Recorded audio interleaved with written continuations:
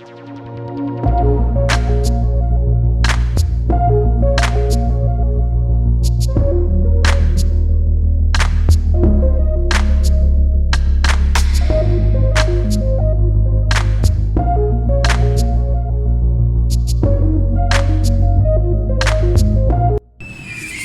वालेकुम जी, welcome to from the garden. आज 16 दिसंबर 2022। जिस पौधे के बारे में आज हम बात करेंगे इसको हम ड्रैगन प्लांट कहते हैं। इसका दूसरा नाम मार्गिनेटा प्लांट भी है, जिसको हम ड्राइसिनिया फैमिली से बिलोंग करते हैं। ये ड्राइसिनिया फैमिली से बिलोंग करता है और इसका पूरा नाम साइंटिफिक नेम ड्राइसिनिया मार्गिनेटा है। और इसकी टिप्स एंड केयर के बारे में बात करेंगे और इसके ग्रोइंग सीज़न के बारे में बात करेंगे।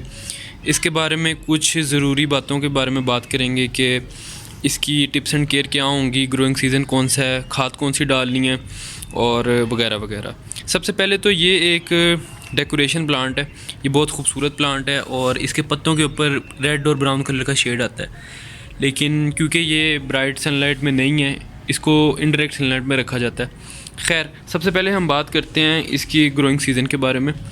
जैसा कि मैंने आपको पिछली वीडियो में भी बताया था कि दिसंबर और जनवरी का महीना फुल ठंड का महीना होता है, धुंधें पड़ रही होती हैं और इस मौसम के अंदर बहुत ज़्यादा प्लांट्स ऐसे हैं जो अपनी ग्रोथ देना बंद कर देते हैं और उनकी ग्रोथ बहुत ज़्यादा हल्की हो जाती है।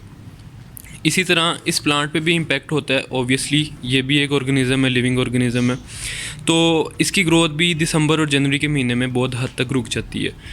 ये सेंटर में से यहाँ से अपने पत्ते निकालता है, अपनी नई शूट्स निकालता है और ये साइड पे ग्रो नहीं करता, इसकी साइड ग्रोथ नहीं होती, ये स्ट्रेट ऊपर को ग्रो करता है। यहाँ से ये अपने नए पत्ते निकालता है और नीचे से जिस तरह इसके पत्ते पुराने होते हैं यहाँ से अपने पत्ते गिराता भी रहता है, लेकिन इतनी ज़्यादा पत्ते नहीं गिराता। देख सकते हैं कि सर्दी के मौसम में भी इसके पत्ते काफ़ी हद तक इसके साथ मौजूद हैं और गिरे नहीं हैं।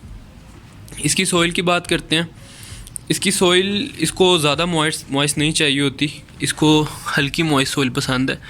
मैंने ये चीज़ ऑब्ज़र्व की है कि बाकी प्लांट्स की निस्बत ये वाला पौधा थोड़ा सा बिल्कुल थोड़ा सा ज़्यादा पानी ऑब्ज़ॉर्व करता है।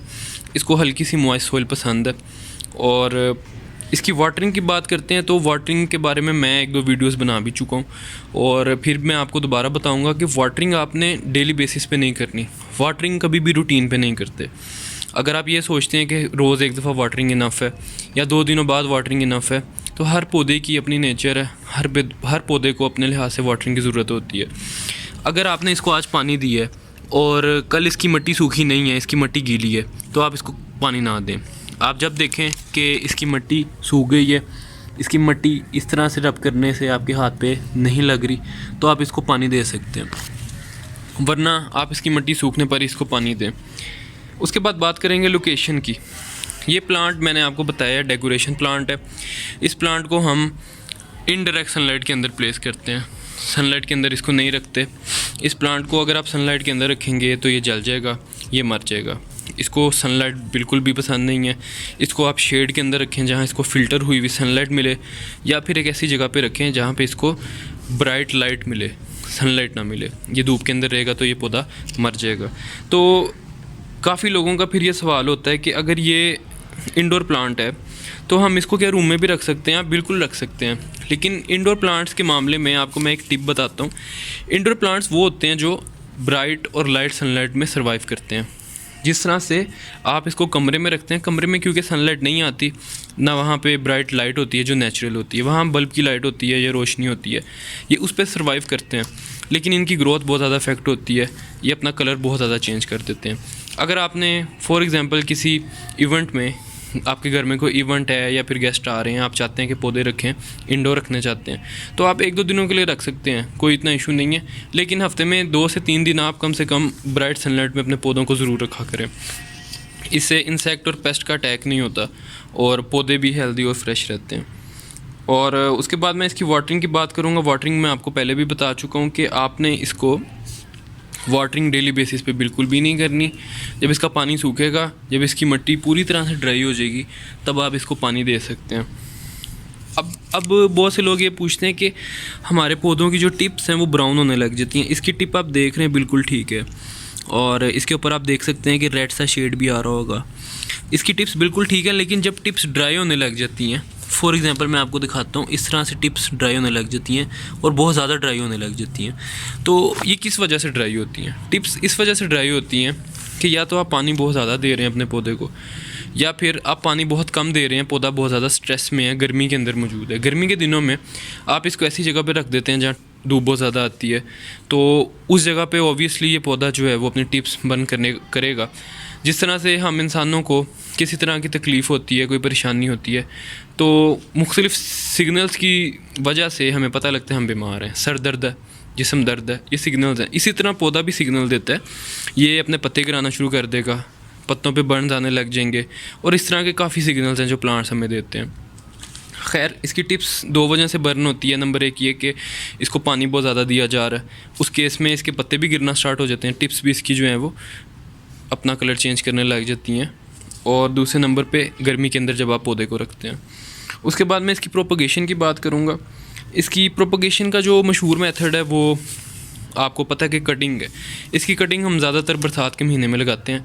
मैंने आपको ड्राइसिनिया की दूसरी कटिंग्स लगानी सिखाई थी, जो कि बरसात के अंदर मैंने लगाई थी और वो ग्रो कर गई थी, और वो बहुत इजी टू ग्रो हैं।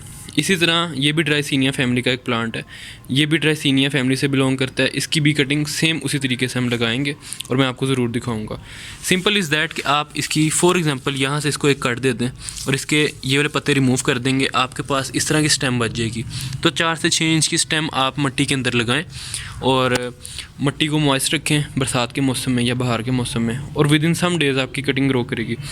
दूसरा, इसका प्रोपगेशन का जो मेथड है वो इस तरह से होता है कि ये प्लांट अपने पप्स भी देता है। जिस तरह आपको पता है कि एलोवेरा अपने पप्स देती है, एलोवेरा के पप्स जो हैं वो हम सेपरेट कर लेते हैं, और काफ़ी इंडोर प्लांट्स हैं जो अपने पप्स देते हैं। इसी तरह ये भी अपना पप देगा। अभी तक तो इसने दिया नहीं है, लेकिन मे बी आने वाले दिनों में ये दे। जब मैं ये प्लांट लेके आया था तो ये एक पौधे में 2 लगे हुए थे, तो मैंने इस प्लांट को सेपरेट किया था और इसे मैंने 2 प्लांट्स बनाए थे। अब मेरे पास ये वाले 2 प्लांट्स मौजूद हैं और ये काफ़ी बड़े हो चुके हैं। इसको मैंने 14 इंच के पॉट के अंदर लगाया हुआ है। इसको पहले मैंने 12 इंच के पॉट में लगाया था, इसकी पॉट गिर गई, टूट गई, तो मैंने इसको फिर प्रोपोगेट किया था 14 इंच के पॉट के अंदर। आखिरी नंबर पे मैं बात करूँगा फर्टिलाइज़र की, कि इसको खाद किस तरह देनी है और क्यों देनी है। देखें, खाद की ज़रूरत जब पड़ती है आप तब खाद दे सकते हैं।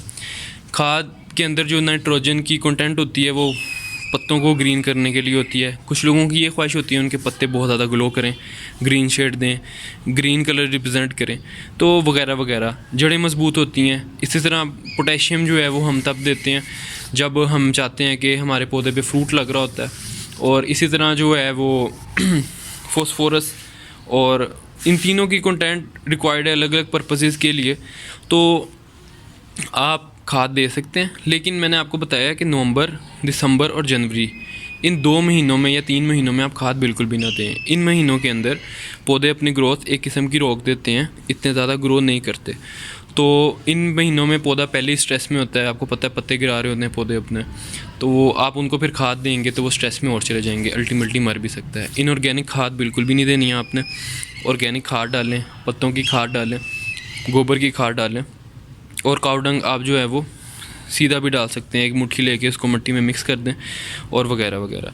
फर्टिलाइज़र की कहानी मैंने आपको बता दी है। ये पौधा थोड़ी सी स्लो ग्रोथ देता है, ये इतनी कोई फास्ट ग्रोथ नहीं देता।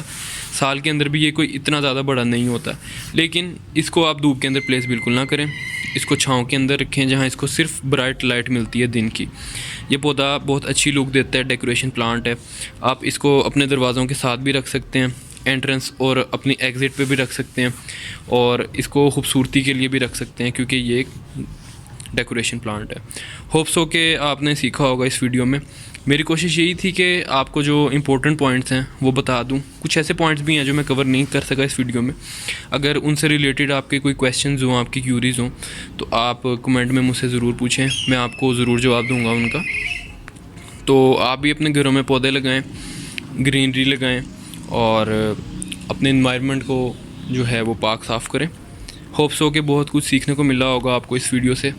आपसे मुलाकात होगी एक नई इंटरेस्टिंग वीडियो के साथ। तब तक अपना बहुत ख्याल रखें। अल्लाह हाफ़िज़।